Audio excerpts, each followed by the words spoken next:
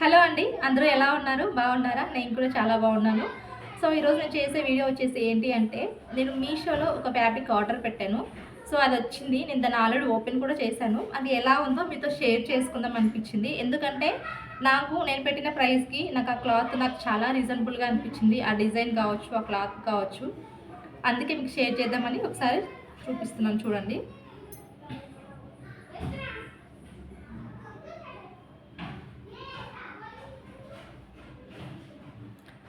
So ఇదండి. ఇదొచ్చేసి నాకు 280 rupees పడింది.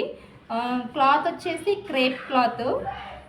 లెంత్ వచ్చేసి 5 మీటర్స్ అనమాట. మనకి 5 మీటర్స్‌లో 280 రూపీస్‌కి క్లాత్ వచ్చింది. నాకైతే చాలా బాగా అనిపించింది. నేను పెట్టిన ప్రైస్‌కి ఇది రీజనబుల్ అనిపించింది.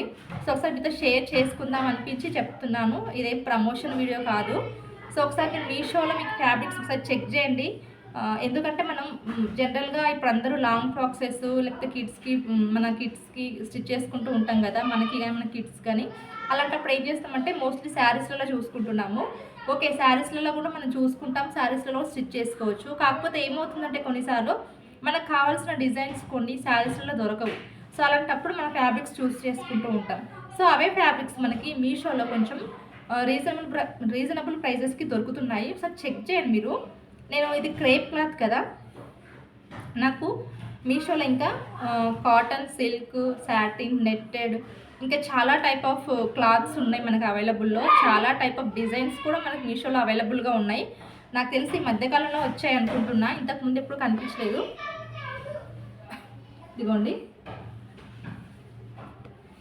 ఇది కలంకారీ డిజైన్ కావాలని తీసుకున్నాను. ఇంకా మీకు కావాలంటే చాలా డిజైన్స్ ఉన్నాయి. ఒకసారి చూడండి, ట్రై చేయండి. డౌట్ అవసరం లేదు. ఎలా వస్తుంది ఏంటి అనేది మనకు డౌట్ అవసరం లేదు. చూసుకొని చేసుకోండి.